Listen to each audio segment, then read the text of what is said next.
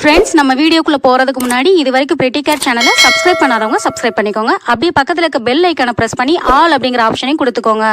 Hi guys, இன்னைக்கு நம்ம pretty care சேனலில் நம்ம எல்லாருக்குமே ரொம்ப பிடிச்ச மெதுவடை, அதாவது உளுந்த வடை ரெசிபி தான் பார்க்க போகிறோம். கடையில் வாங்குற அதே டேஸ்ட்டில் வெளியில் நல்லா முறுமுறுன்னும் உள்ளே ரொம்ப சாஃப்டாகவும் எப்படி செய்கிறது அப்படிங்கிறத தான் இந்த வீடியோவில் காமிச்சிருக்கிறேன். வீடியோவை ஸ்கிப் பண்ணாமல் பாருங்கள், கண்டிப்பாக ரொம்பவே யூஸ்ஃபுல்லாக இருக்கும். இது சாம்பாரோட, தயிரோட, சட்னியோடலாம் சாப்பிட்றதுக்கு ரொம்பவே சூப்பராக இருக்கும். இதோட மெத்தட் எப்படிங்கிறத பார்த்தரலாம் வாங்க. இந்த ரெசிபிக்கு நான் 150 ml கப்பில் 1 கப் வெள்ளை உளுந்து, உருட்டு உளுந்து எடுத்துருக்கிறேன். கூடவே அதே கப்பில் 1/4 கப் அளவு பச்சரிசி, அதாவது பச்சரிசி ஒரு 3 டீஸ்பூன் மட்டும் போட்டுக்கோங்க, ரொம்ப போட வேண்டாம். இதை ஒரு 3 தடவை நல்லா கழுவி எடுத்துக்கலாம். ஸோ இது கழுவும் போதே பார்த்திங்கன்னா அதில் இருக்க டஸ்ட்டு, அந்த ஒயிட் கலராக இருக்கக்கூடிய ஸ்டார்ச் எல்லாமே போயிடும். ஸோ நம்ம 3 டைம்ஸ் நல்லா கழுவணும். இந்த ரெசிபி ரொம்ப பெரிய சீக்ரெட்லாம் இல்லைங்க, கடையில் இருக்க அதே டேஸ்ட் கொண்டு வர முடியும். நம்ம இந்த மாதிரி வீட்டிலே ஹெல்த்தியாக செய்கிறனால குழந்தைகளும் கொஞ்சம் எக்ஸ்ட்ரா சாப்பிடுவாங்க, ரொம்ப ஆரோக்கியமானதாகவும் இருக்கும். பாருங்கள், இப்போ 3 டைம்ஸ் கழுவியாச்சு. உளுந்து நல்லா வெள்ளை கலர் ஆகிடுச்சு, அரிசியுமே நல்லா வெள்ளையாக இருக்குது. ஸோ இப்போ நான் தண்ணி நல்லா முழுசாக ஊற்றிட்டு இதை ஒரு 2 மணி நேரத்துக்கு நல்லா ஊற விட்டுறலாம். உளுந்து ஊறுற கேப்பில் நம்ம சட்னி ரெடி பண்ணிடலாம். அதுக்கு அரை மூடி தேங்காவை நல்லா வாஷ் பண்ணிவிட்டு குட்டி குட்டியாக கட் பண்ணி சேர்த்துக்கோங்க.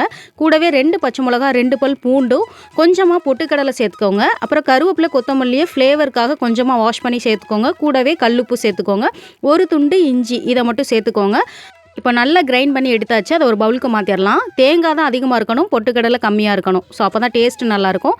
அடுத்து இதுக்கு ஒரு தாளிப்பு ரெடி பண்ணிடலாம்.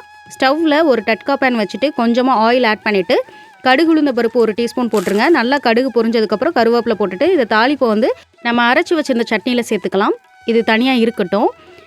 இப்போ நம்ம ஊற வச்சுருந்த உளுந்து, பச்சரிசி இதை அரைக்க போகிறோம். ஃபஸ்ட்டு பச்சரிசியை உள்ளே போட்டு நல்லா கிரைண்ட் பண்ணிக்கோங்க. தண்ணி சேர்க்கவே வேண்டாம். தண்ணி சேர்க்காமல் நல்லா கெட்டியாக இருந்தால் தான் நமக்கு வடை நல்லா பஃபியாக வரும், எண்ணெயும் குடிக்காமல் இருக்கும். இப்போ பாருங்கள், பச்சரிசி நல்லா அரைப்பட்டுருச்சு. இந்த ஸ்டேஜில் நம்மக்கிட்ட இருந்த உளுந்து எல்லாத்தையும் சேர்த்துடலாம். உளுந்து சேர்க்கும் போது தண்ணி சேர்த்துற வேண்டாம், வெறும் உளுந்து மட்டும் சேர்த்துக்கோங்க. மாவு எவ்வளோக்கு எவ்வளோ கெட்டியாக இருக்கோ வடை அவ்வளோக்கு அவ்வளோ சூப்பராக இருக்கும். ஸோ பாருங்கள், நல்லா அரைச்சிடணும். மையாக அரைச்சதுக்கப்புறம் இப்படி எடுத்து பார்த்தா பந்து மாதிரி நல்லா உளுந்து பொங்கி வரணும். இந்த ஸ்டேஜில் தனியாக ஒரு பவுலில் எடுத்து வச்சிடலாம். இப்போ இந்த உளுந்த வடைக்கு தேவையான திங்ஸ் எல்லாம் நம்ம கட் பண்ணி எடுத்து வச்சுக்கலாம். ஒரு பெரிய வெங்காயத்தை நல்லா வாஷ் பண்ணிவிட்டு பொடி பொடியாக கட் பண்ணி எடுத்துக்கிட்டேன். இது கூட 2 பச்சை மிளகா எடுத்து நல்லா பொடி பொடியாக கட் பண்ணி எடுத்துக்கலாம். நெக்ஸ்ட்டு கருவேப்பிலை ஒரு கொத்து எடுத்து நல்லா வாஷ் பண்ணிவிட்டு அதையும் பொடி பொடியாக கட் பண்ணிக்கோங்க. அதே மாதிரி கொத்தமல்லி தலையும் நல்லா வாஷ் பண்ணிவிட்டு அதையும் கொஞ்சம் கட் பண்ணி எடுத்துக்கோங்க. டேஸ்ட்டு சூப்பராக இருக்கும். ஸோ இப்போ இதுக்கு தேவையானதெல்லாம் கட் பண்ணியாச்சு. இதை ஆட் பண்ணுறதுக்கு முன்னாடி ஃபஸ்ட்டு தண்ணியை தொட்டு மாவை எடுத்து இப்படி உருட்டினிங்கன்னா நல்லா பால் மாதிரி வரும். ஸோ இப்படி வந்துச்சுன்னா ஈஸியாக ஓட்டை போட முடியும், உளுந்த வடை நல்லா வரும். இப்போ இந்த மாவுக்கு தேவையான அளவு உப்பு சேர்த்து நல்லா பிசைஞ்சுக்கலாம். மாவில் உப்பு சேர்த்ததுக்கப்புறம் ரொம்ப நேரம் விட்டுறாதீங்க, அது லிக்யூட் ஃபார்முக்கு மாறிடும். ஸோ இமீடியட்டாக நம்ம கட் பண்ண திங்ஸ் எல்லாம் சேர்த்துடலாம். கட் பண்ண ஆனியன், பச்சை மிளகா, கருவேப்பிலை, கொத்தமல்லி இதெல்லாம் சேர்த்தாச்சு. அரை டீஸ்பூன் அளவுக்கு நான் மிளகை 1-2 தட்டி எடுத்துருக்கிறேன், அதை உள்ளே சேர்த்துக்கிறேன். 1/4 டீஸ்பூன் அளவுக்கு சீரகம் சேர்த்துக்கிறேன். சீரகம் ஆப்ஷனல், பட் போட்டால் டேஸ்ட் இன்னும் கொஞ்சம் நல்லாயிருக்கும். இந்த டைமில் நம்ம உப்பு செக் பண்ணிவிட்டு வேணும்னு ஆட் பண்ணிக்கோங்க. உளுந்த மாவுக்கு உப்பு கொஞ்சமாக சேர்த்தாலே அதிகமாக எடுக்கும். ஸோ செக் பண்ணிக்கிட்டு அளவாக சேர்த்துக்கோங்க. மாவை நல்லா ஈவனாக மிக்ஸ் பண்ணி வச்சுருங்க. அதுக்கப்புறம் கடாயில் தேவையான அளவு ஆயில் ஆட் பண்ணிக்கோங்க. நான் ரீஃபைண்ட் ஆயில் ஆட் பண்ணியிருக்கிறேன், நீங்கள் என்ன குக்கிங் ஆயில் யூஸ் பண்ணிங்களோ அதை யூஸ் பண்ணிக்கோங்க.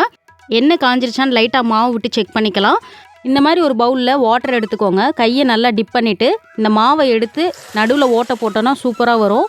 ஸோ இதே மெத்தடை ஃபாலோ பண்ணுங்கள். மாவு கெட்டியாக இருந்தால் தான் இது மாதிரி பண்ண முடியும்.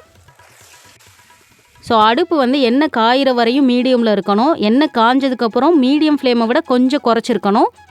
ஸோ அப்பப்போ திருப்பி விடுங்க, 2 பக்கமும் நல்லா வேகணும். லைட் ப்ரௌன் கலராக வந்தோட்டி நம்ம எடுத்துடலாம்.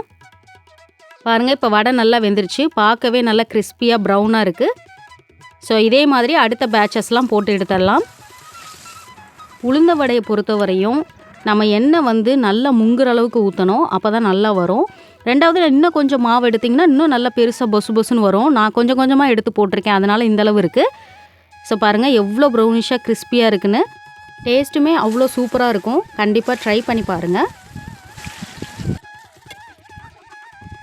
அதே மாதிரி ஆயிலில் பொரிக்கும் போதும் ரொம்ப நெருக்கமாக வடை போடக்கூடாது. நிறைய ஸ்பேஸ் இருந்தால் தான் நல்லா வெந்து பஃபியாக வரும், இல்லைன்னா ஒன்றுக்கு ஒன்று ஒட்டி அமுங்கிரும். ஸோ பாருங்கள், போட்ட உடனே அது நல்லா பெருசாகிறத நம்ம பார்க்க முடியும். இன்னும் பெரிய கடாய் நிறைய எண்ணெய் ஊற்றி நல்லா பெருசாக மாவு உருட்டி போட்டிங்கன்னா இன்னும் பெருசாக சூப்பராக வரும். பாருங்கள் எவ்வளோ கிறிஸ்பியாக வந்திருக்குன்னு. அவ்வளோதான், நம்ம உளுந்த வடை சூப்பராக ரெடி ஆயிடுச்சு. டேஸ்ட்டு வந்து கடையில் வாங்குகிற அதே டேஸ்ட்டில் தான் இருக்கும். நீங்கள் கண்டிப்பாக இந்த ரெசிபியை எனக்காக ஒரு தடவை ட்ரை பண்ணுங்கள். ட்ரை பண்ணிவிட்டு பிடிச்சிருந்தா அதை அப்படியே ஃபாலோ பண்ணிக்கோங்க. இப்போ இந்த வடை பிச்சு காட்டுறேன் பாருங்கள். உள்ளே வெந்து எவ்வளோ சாஃப்டாக இருக்குதுன்னு சொல்லிட்டு. இதை அப்படியே நம்ம அரைச்சி வச்சுருந்த சட்னியில் தொட்டு சாப்பிட்டா அவ்வளோ சூப்பராக இருக்குங்க. நீங்கள் தண்ணியாக வந்து சட்னியை ஊற்றி சாப்பிட்டாலும் அவ்வளோ டேஸ்ட்டாக இருக்கும். உங்களுக்கு எப்படி பிடிச்சிருக்கோ அது மாதிரி சாப்பிடுங்க. நான் வந்து சட்னியில் இஞ்சி கொஞ்சமாக சேர்த்துருந்தேன், அதனால் வடையில் சேர்க்கல. சில பேர் வடையில் சேர்ப்பாங்க, அப்படி சேர்த்திங்கன்னா சட்னியில் சேர்க்க வேண்டாம். கடையில் நம்ம அதிக மணி ஸ்பெண்ட் பண்ணி ஆரோக்கியமற்ற பொருளை வாங்குறதுக்கு வீட்டிலையே ரொம்ப ஹெல்த்தியாக அந்த மாதிரி செஞ்சு கொடுங்க. ஓகே கைஸ், வீடியோ பிடிச்சிருந்தா லைக் பண்ணுங்கள், சப்ஸ்கிரைப் பண்ணுங்கள், உங்கள் ஃப்ரெண்ட்ஸ்க்கும் ஷேர் பண்ணுங்கள், அவங்களுக்கு யூஸ்ஃபுல்லாக இருக்கும். அடுத்த வீடியோவில் சந்திக்கிறேன். Until then, bye from Divya Rajendran. Thank you.